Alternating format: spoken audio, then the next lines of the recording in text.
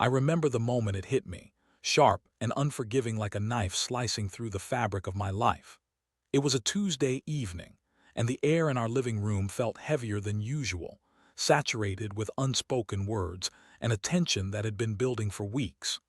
My wife, Claire, sat across from me, her gaze fixed on her phone, scrolling through messages with a distracted intensity that felt foreign to our usual routine. We had been married for nearly 8 years, and while every couple has their ups and downs, lately it felt like we were trapped in an endless cycle of arguments and misunderstandings. That's why we decided to seek help. Our marriage counselor, Dr. Reynolds, had been a beacon of hope for us, a professional who would guide us through the murky waters of our discontent. But that evening, as I observed Claire, a gnawing sensation began to rise in my gut. I had been recording our therapy sessions, a decision I had made in a moment of uncertainty, hoping to revisit the discussions later to analyze what went wrong in our communication. It was a common practice among couples, I had read, and I thought it would help us. Little did I know those recordings would become the very evidence of my undoing. As I glanced at the screen of my phone, I noticed a notification that made my heart race. It was a text from Dr. Reynolds to Claire. The words were innocuous enough on the surface, looking forward to our session tomorrow. But the way she smiled at her phone, a smile I hadn't seen directed at me in weeks, sent a chill down my spine.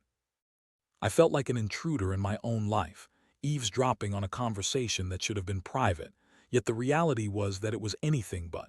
In that moment, the pieces began to shift. I thought back to the subtle changes in Claire, how she seemed distant during our conversations, how she would often smile at her phone in a way that made my skin crawl. I had brushed aside my doubts, attributing them to the stress of our relationship. But now, in this moment of clarity, everything fell into place. The realization that my wife might be having an affair with our counselor felt surreal, like a plot twist in a cheap thriller. But this was no fiction, this was my life. I felt anger bubbling under the surface, a mix of betrayal and disbelief. How could this happen? How could someone who was supposed to help us be the very reason our marriage was crumbling? I knew then that I had to do something. I couldn't let this go unacknowledged.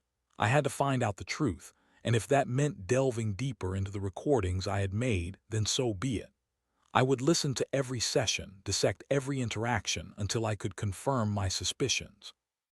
The thought of Claire and Dr. Reynolds together, conspiring against me in a way I couldn't comprehend, filled me with a dark resolve.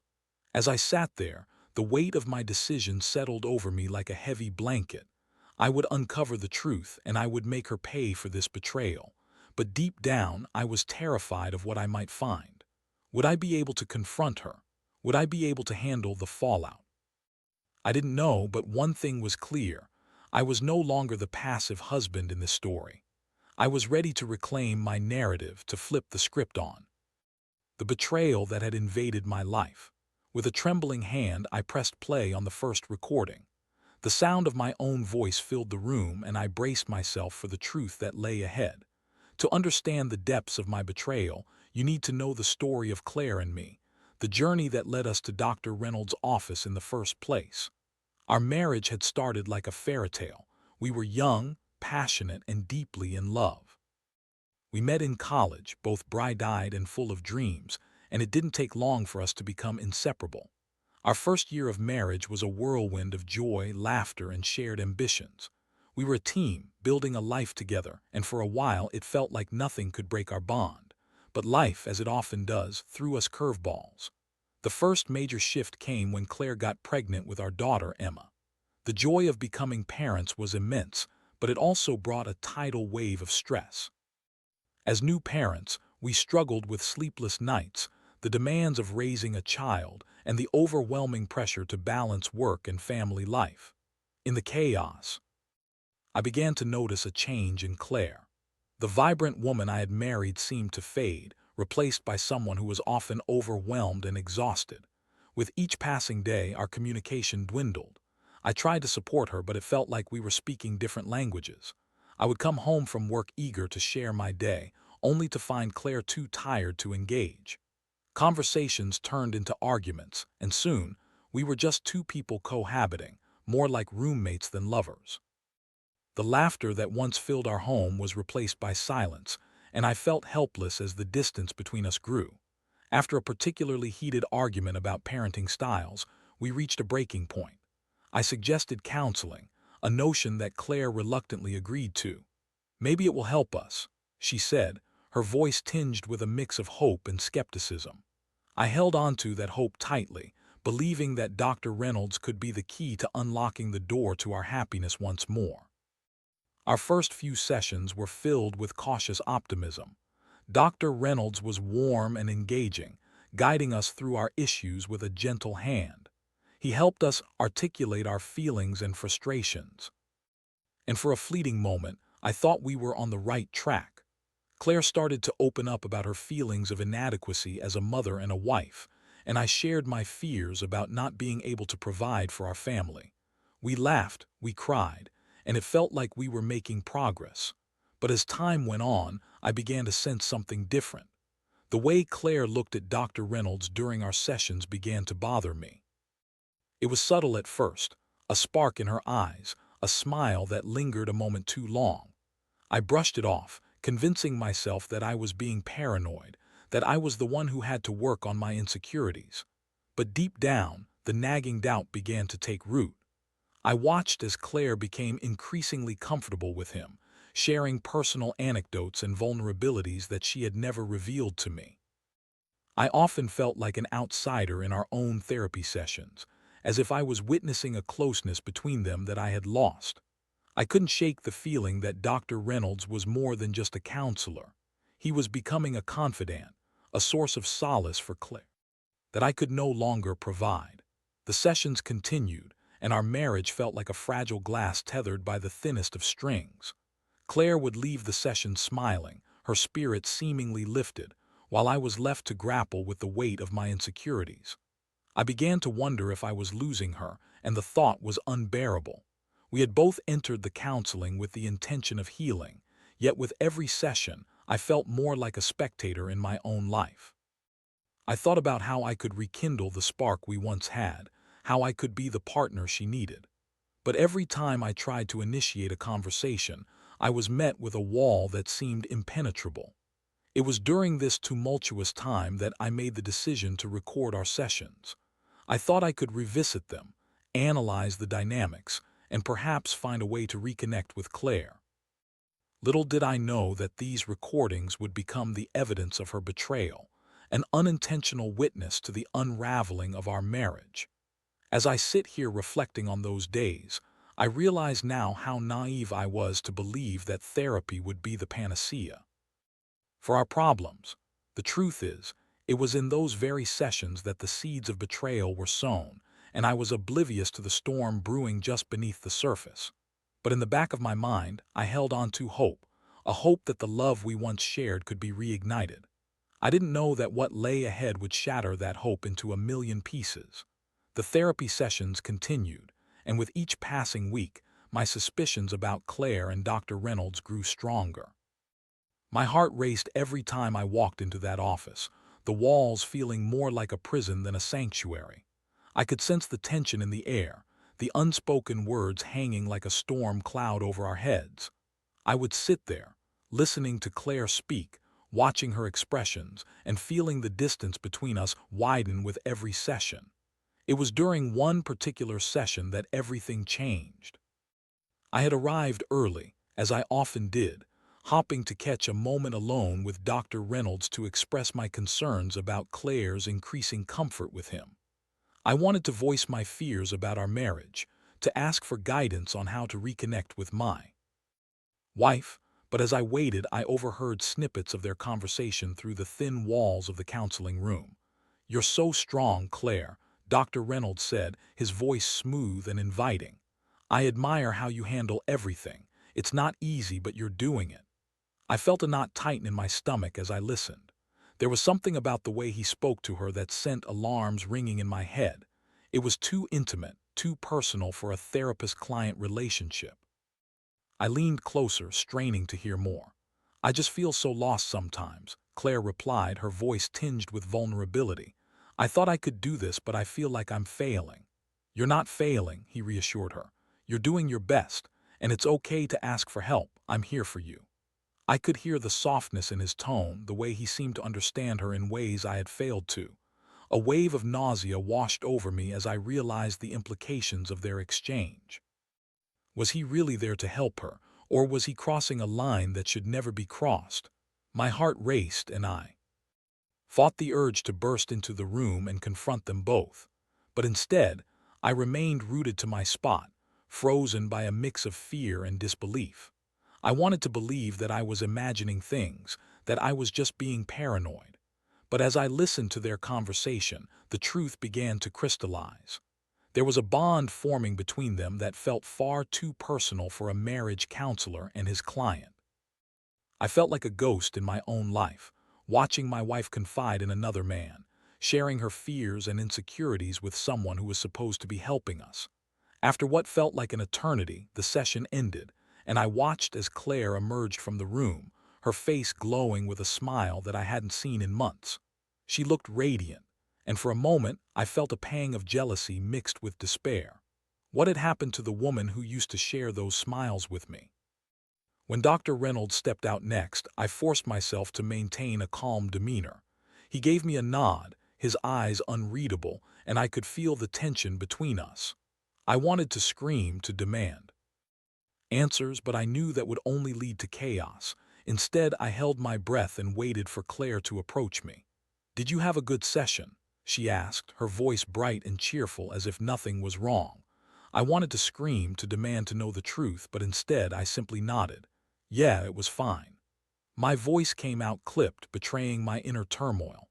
As we walked to the car, I felt the weight of my decision pressing down on me. I could no longer ignore the truth that was unraveling before my eyes.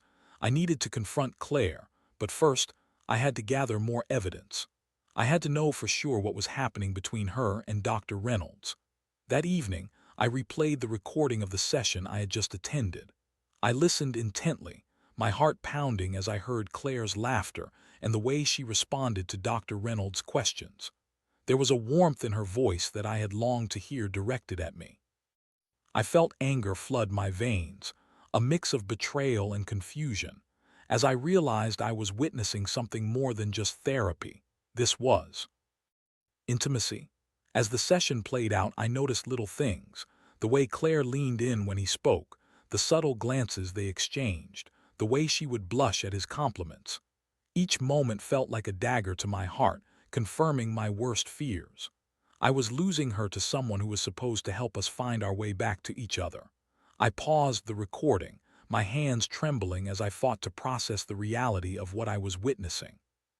It felt surreal, like I was trapped in a nightmare I couldn't wake up from. The man who was supposed to guide us was, in fact, a threat to everything I held dear. The next morning, I woke up with a fire in my belly. I knew I had to confront Claire, but I also knew I needed to tread carefully. I had the recordings as my proof, but how would I reveal the truth without drowning in the emotional fallout?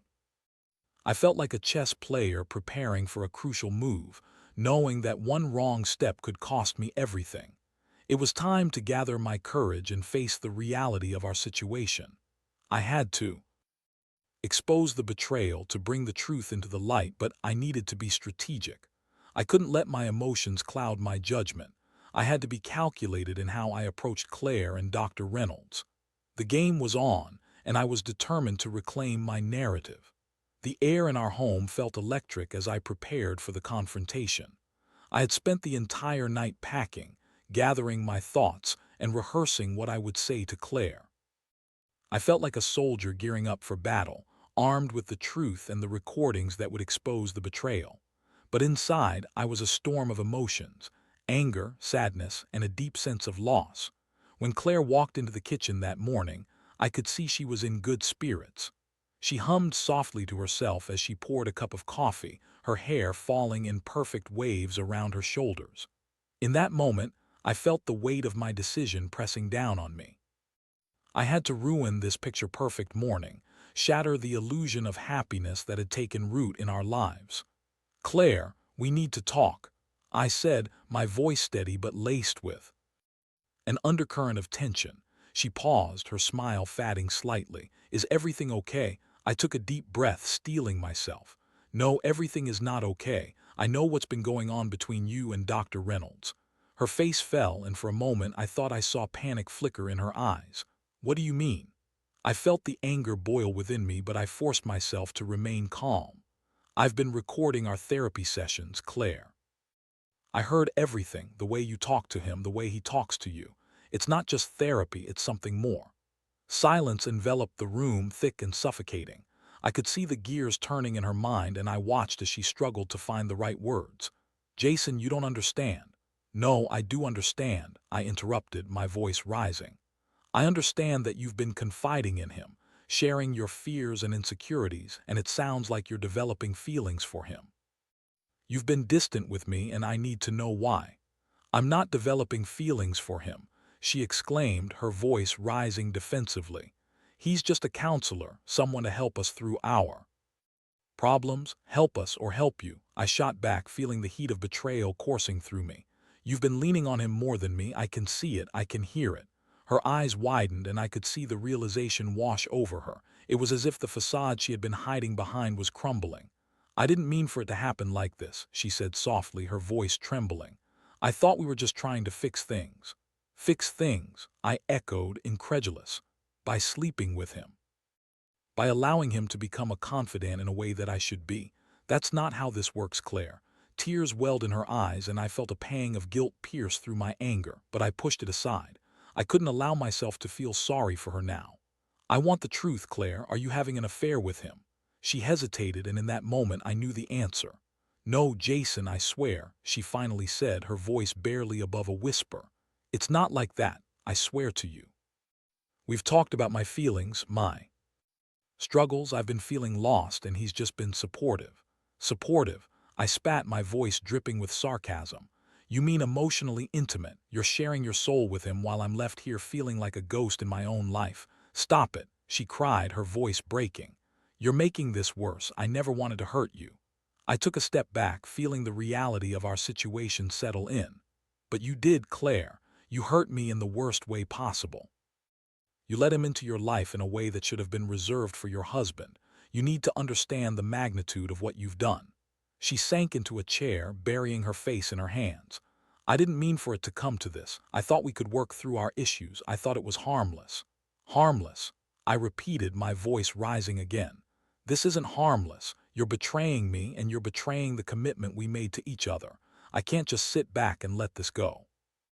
I'm so sorry, she sobbed, her shoulders shaking. I never wanted to hurt you, I thought.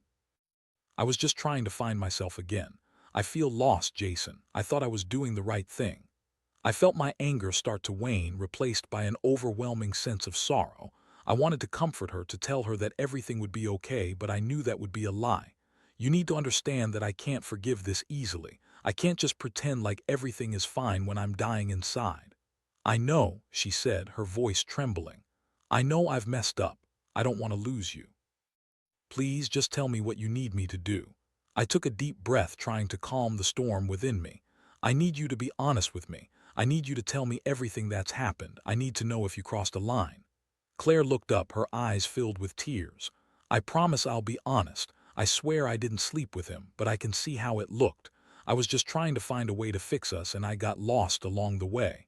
I felt my heart ache for her, but I also felt the anger bubbling back to the surface. You need to stop seeing him. We need to find a new counselor. I can't trust him anymore, and I can't trust you if you continue to see him. Her face fell, and I could see the weight of my words crashing down on her. I'll do whatever it takes to fix this, Jason. I promise. As I watched her, I couldn't shake the feeling that this was only the beginning. The confrontation had opened a door, but the path ahead was fraught with uncertainty. I had exposed the truth, but now I needed to decide how to proceed. Would I seek revenge? Would I expose Dr. Reynolds? Or would I try to salvage what was left of our marriage? The answers were still unclear, but one thing was certain. I was no longer the passive husband in this story. I was ready to take control, and I was determined to find out just how far this betrayal ran. The days following the confrontation felt like walking through a fog. Claire and I had agreed to stop seeing Dr. Reynolds, but the emotional fallout from our discussion hung heavily in the air, thick with unresolved tension. I could see the guilt etched on her face, the way she flinched at my every glance as if bracing for an emotional blow. Every time she tried to reach out to comfort me, I felt a mixture of anger and sorrow swell within me. I wanted to forgive her, to move past this, but the betrayal was still fresh, an open wound that refused to heal. We both knew this was just the beginning of a long and difficult journey. I had insisted that we find a new counselor, someone who could help us navigate the wreckage of our marriage without the taint of betrayal. After some searching, we found a therapist who specialized in infidelity recovery, and reluctantly, we scheduled our first session. I wanted to believe that this was a step toward healing, but the thought of sitting in another therapist's office made my skin crawl. On the day of our first session with the new counselor, I felt a mix of dread and determination. As we sat in the waiting room, I could sense the tension radiating from Claire. She reached for my hand, but I pulled away, feeling the weight of my anger still lingering. The last thing I wanted was to comfort her. I wanted her to feel the gravity of what she had done. The session itself was awkward. Our new counselor, a middle-aged woman named Dr. Mitchell, was kind but direct. She encouraged us to share our feelings, and as we spoke, I could see Claire struggling to express herself. I watched her as she tried to articulate her emotions, her words faltering as she attempted to explain the confusion she felt. I felt a pang of sympathy for her, but it was quickly overshadowed by the anger that still simmered beneath the surface. I just felt so lost, and I thought talking to someone else would help, she said, her voice trembling. I didn't mean to hurt you, Jason. I thought I was doing the right thing. Dr. Mitchell nodded, her expression empathetic. It's important to understand that seeking help is not inherently wrong, but it becomes problematic when it crosses boundaries. Trust is essential in any relationship, and it sounds like that trust has been broken. I felt a surge of frustration. Trust. It's shattered, and I can't just magically fix it with therapy. It feels like I'm talking to a stranger who knows my wife better than I do. Claire's eyes widened, and I could see the hurt in her expression. I'm trying to fix this, Jason. I want to understand what went wrong between us. Dr. Mitchell interjected gently. It's important to remember that healing takes time. You both need to be patient with yourselves and each other. I wanted to scream that patience was a luxury I could no longer afford. I had been patient for months while Claire drifted away from me, while she sought comfort in another man. But I held my tongue, knowing that this was a process we had to navigate together. After the session, we drove home in silence. The weight of our conversation hung heavily in the air, and I could feel the distance between us widening once again. I wanted to reach out to comfort her, but I felt too betrayed to bridge that gap. Instead, I retreated into my thoughts, replaying the session in my mind. That night I lay awake in bed, staring at the ceiling, my mind racing with conflicting emotions. I felt like I was on the edge of a precipice, teetering between wanting to save my marriage and wanting to exact revenge on the man who had betrayed me, the man who had exploited my vulnerability. The thought of Dr. Reynolds filled me with rage.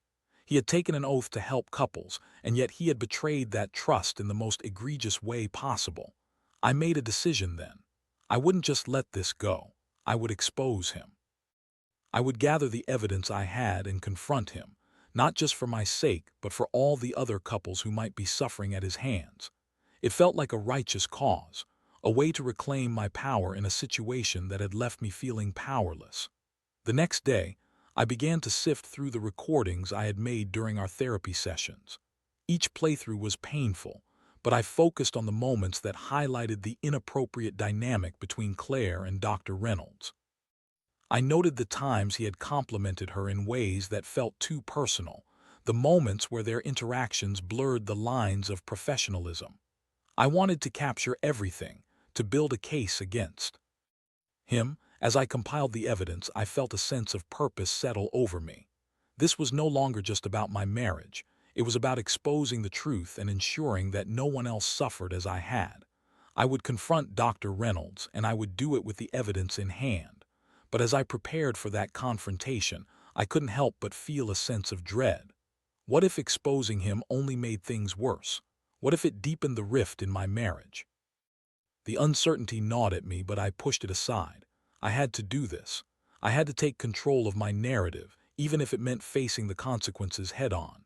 As I sat in front of my computer, reviewing the recordings one last time, I felt a mix of determination and fear. I was ready to confront the man who had betrayed not only my trust but the trust of countless couples seeking help. I would take back my power, even if it came at a cost. I knew that the next step would be the hardest yet, but I was ready. I was ready to expose the truth. The day of my confrontation with Dr. Reynolds arrived, and I felt an unsettling mix of anxiety and determination. I had spent hours preparing for this moment, rehearsing what I would say, how I would present the evidence. I needed to be calm, collected, and assertive, no room for emotion to cloud my judgment. I had to expose him for what he was, a man who had exploited his position of trust for personal gain, and I would not let him get away with it. I arrived at his office with my heart racing. I had called ahead to schedule a meeting, citing the need for clarity on our therapy sessions. I wanted to catch him off guard, to confront him without giving him the chance to prepare a defense. As I walked through the familiar hallways, I felt a wave of anger wash over me, a reminder of how much I had lost because of him. When I entered his office, Dr. Reynolds greeted me with his usual warm smile, but it felt disingenuous this time. "Jason, it's good to see you. How can I help you today?" I took a deep breath, my hands clutching the recordings tightly. "We need to talk about my wife, Claire, and our sessions together." The smile faltered slightly on his face, and I could see the tension in his posture. "Of course, I'm here to help in any way I can." I wasted no time. "I've been recording our sessions, and I want to discuss what I've heard." His expression shifted, a flicker of concern crossing his features. "Recording sessions without consent is a serious matter, Jason. I'm not sure that's appropriate." I held up a hand to silence him. "I'm not here to debate the ethics of recording. I'm here to confront you about your behavior. The way you interacted with Claire crossed professional boundaries. It was inappropriate and it hurt our marriage." Dr. Reynolds opened his mouth to respond, but I pressed on, refusing to let him deflect. "I listened to the recordings. I heard the way you complimented her, the way you encouraged her to share intimate details about her life. You were supposed to help us, but instead, you've taken advantage of her vulnerability." His brow furrowed, and I could see he was struggling to maintain his composure. "Jason, I assure you I was only trying to provide support. Therapy can be an emotional process." "Support?" I spat, my voice rising. "This isn't support, this is manipulation. You've become a confidant in a way that I should have been. You've blurred the lines between therapist and friend, and I won't stand for it." I pulled out my phone, scrolling through the recordings until I found the moments that illustrated my point. "Listen to this," I said, pressing play. The sound of Claire's laughter filled the room, followed by Dr. Reynolds' smooth voice, complimenting her in a way that felt far too personal. I watched as realization dawned on him, his expression shifting from confidence to concern. I continued to play snippets, each one reinforcing my case. The more I played, the more I felt my anger morph into something else, an overwhelming desire for justice. When I finally stopped the recordings, I looked Dr. Reynolds in the eye. "You need to understand the damage you've caused. You've taken a sacred trust and shattered it. I'm going to report you. You can't continue to practice if you're going to exploit your clients like this." For a moment, he was silent, his face pale. "I never intended to hurt anyone, Jason. I was trying to help." "Help? You call this help?" I shot back. "You've hurt my wife and you've hurt me. You need to be held accountable for your actions." As I stood there, I felt a sense of power wash over me. I was no longer the victim. I was taking control of my narrative. I would not allow him to manipulate the situation any longer. After our confrontation, I left his office feeling a mix of relief and uncertainty. I had confronted the man who had betrayed my trust, but the road ahead was still fraught with challenges. I still had to navigate my marriage with Claire, still had to work through the pain and betrayal that lingered between us. Over the next few weeks, we continued our sessions with Dr. Mitchell, and while the healing process was slow, I could see glimmers of hope. Claire was working hard to rebuild our trust, and I was trying to be open and honest about my feelings. It wasn't easy. Each session felt like peeling back layers of pain, exposing raw emotions that had been buried for far too long. One evening, as we sat on the couch together, I turned to Claire, feeling a sense of vulnerability wash over me. I want to try to move forward, but I need to know you're committed to this. I can't go through this again. She nodded, tears in her eyes. I'm committed, Jason. I know I messed up and I'm willing to do whatever it takes to rebuild our marriage. I love you and I'm so sorry for what I did. In that moment, I felt a flicker of hope.